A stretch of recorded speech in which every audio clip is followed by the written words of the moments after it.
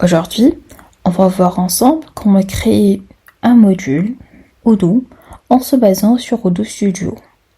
Donc on va apprendre à gérer des biens, des propriétaires, des visites clients sans avoir besoin de coder. Donc pour commencer, on va cliquer sur le bouton du module Studio et on va créer notre nouvelle application. Donc ici, on va nommer notre module en immobilier et on va pouvoir aussi concevoir notre icône ou bien télécharger la nôtre. Donc voilà, suivant. Ici, on va pouvoir aussi choisir le nom du menu. Donc, par exemple, on va l'appeler bien. Et on va créer un nouveau modèle. Donc ici, Odoo, il nous propose quelques fonctionnalités ajoutées à notre nouveau modèle. Donc par exemple, détail de contact pour les utiliser comme propriétaire, une petite image, pourquoi pas, une valeur monétaire pour le prix de location. Et voilà notre nouveau modèle et modules qui ont été créés directement.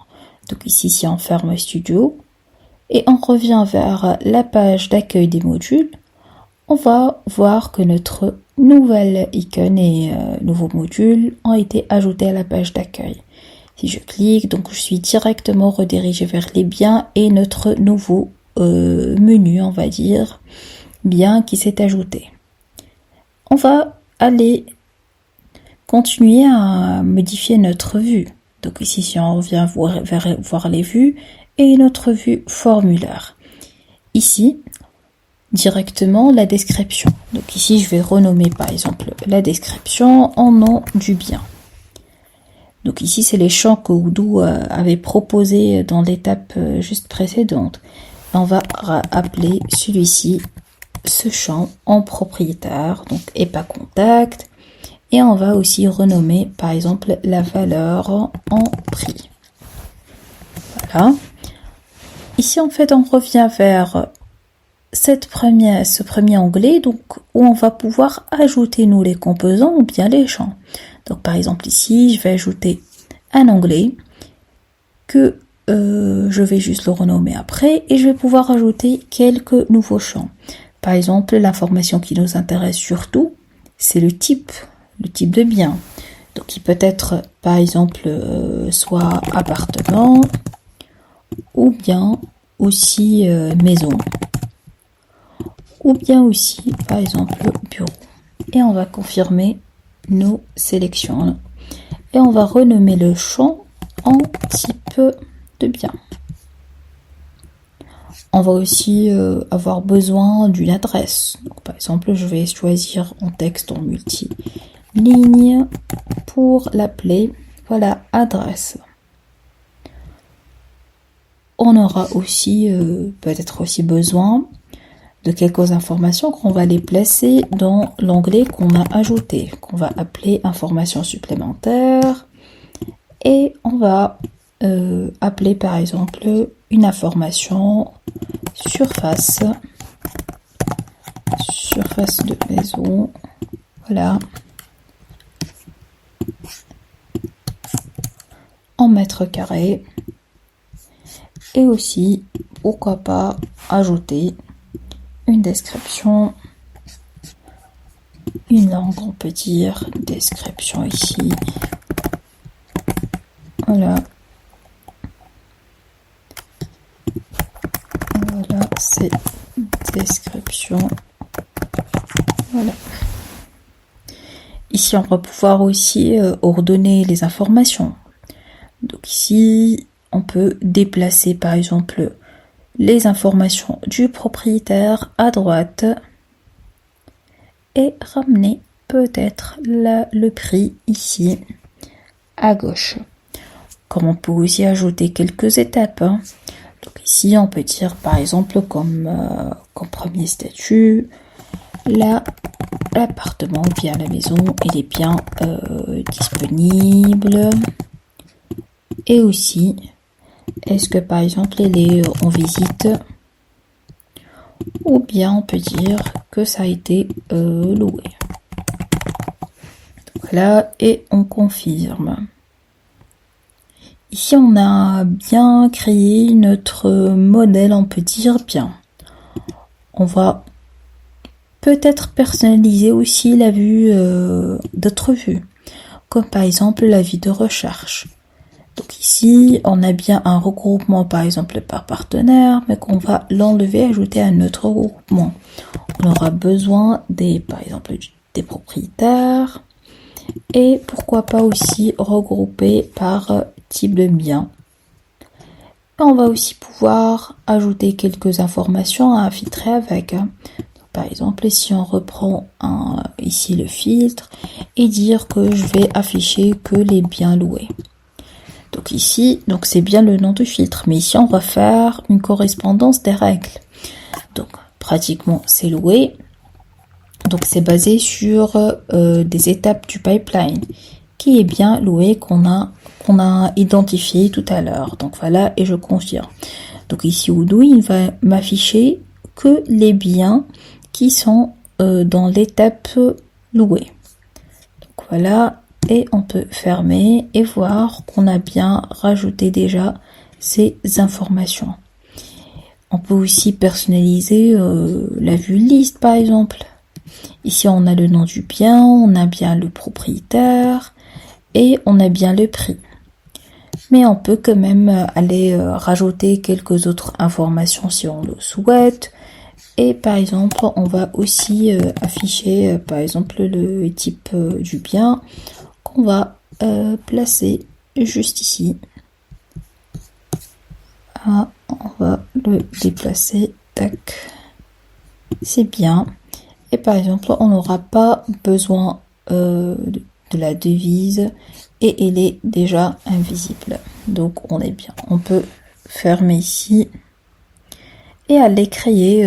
Voilà, par exemple ici on a bien commencé par les biens. On va pouvoir aussi ajouter un nouveau menu. Donc par exemple ici un nouveau menu qu'on va l'appeler propriétaire. Donc ici, est-ce qu'on va créer un nouveau modèle pour les propriétaires? Ben non. Tout à l'heure, on s'est basé sur les contacts. Donc voilà, on va aussi appeler les contacts pour afficher les propriétaires. On peut aller jusqu'à la personnalisation, par exemple ajouter une case à cocher dans le modèle des contacts et afficher par exemple les propriétaires qui sont dans la case à cocher et bien cocher. En fait, on va faire des modifications sur des vues qui existent déjà dans Odoo dans la prochaine vidéo. Donc n'hésitez pas à nous suivre pour voir la prochaine vidéo. On va pouvoir aussi ajouter un autre menu qu'on va l'appeler visite client. Donc visite client, par contre, celui-ci c'est un nouveau modèle qu'on va le créer. Un nouveau modèle qui va pratiquement se baser aussi sur des détails clients, donc pratiquement ça va être les clients. Et aussi on va avoir besoin par exemple aussi des notes et des dates. Donc ici si on crée le menu, voilà, et on confirme. Ici on a bien le nouveau menu qui a été ajouté. Et on va pouvoir basculer vers la vue formulaire pour éditer notre nouveau modèle. Donc ici on a bien le contact. Ce contact pratiquement ça va être les clients, donc on peut le laisser. Le statut, pardon, c'est la date. Pratiquement ça va être la date de la visite. Et on aura aussi besoin par exemple d'un commercial ou bien d'un employé qui va être en relation avec ce client pour cette visite. Et dans ce cas, on va se baser sur un champ Many to One. Et pourquoi Many to One? C'est pour pouvoir afficher pratiquement la liste des employés pour en sélectionner un pour cette visite. Donc c'est pour ça on dit un champ Many to One. Donc ici on va se baser par exemple sur les employés ici, les employés de la société et on va confirmer. Donc voilà, on a bien notre champ Many to One qu'on va l'appeler par exemple un commercial responsable ici. Donc voilà, on a cette zone de description, on peut dire, qui est qu'on va l'appeler aussi, voilà, un commentaire de client par exemple, commentaire du client. Voilà, c'est la partie commentaire de client. On va aussi un peu ordonner notre vue et on va aussi pouvoir ajouter des statuts. Par exemple, on peut dire cette visite elle est bien prévue. Et aussi, on peut dire que cette visite a été peut-être aussi réalisée, elle peut être réalisée, ou bien elle peut être annulée, malheureusement. Donc voilà, et on confirme. Donc voilà, je peux fermer. Donc pratiquement maintenant, on avait édité les trois, on peut dire, modèles. Donc on va pouvoir aller tester. Par exemple, si on commence par créer un bien, on va l'appeler appartement, par exemple, appartement 1. Donc on m'appelle par exemple résidence. Qu'on va l'appeler appartement et on va ajouter par exemple une adresse 1, 2, 3, donc ça sera rue Saint-Laurent, voilà, Montréal par exemple, avec un prix qui va être de 1000 à 1200, un propriétaire, par exemple un contact qu'on l'a déjà, et on peut rajouter comme la surface et aussi la description et une petite image. Si je vais faire cet exemple, et on va aussi planifier par exemple une visite client. Donc ça sera visite client ici, et ça sera par exemple notre client Alex. Ça sera le commercial qui va s'intéresser à cette visite, et cette visite elle aura lieu le 24 prochain, donc elle est bien prévue. Ici pour les propriétaires, tout à l'heure on avait lié le bien qu'on a créé à un propriétaire qui est un contact, et c'était celui-ci, Aka Foster. Donc par exemple, on va pouvoir juste ajouter une information pour vous montrer qu'on peut faire des liaisons avec des modèles qui existent déjà. Comme par exemple le modèle des contacts, qui est le ResPartner, et qui est aussi le propriétaire dans notre cas. Vaut mieux en fait qu'on peut avoir au moins, on va dire, un bouton intelligent qui nous lie directement vers les biens liés à des propriétaires. Bien sûr en se basant sur ce modèle de contact.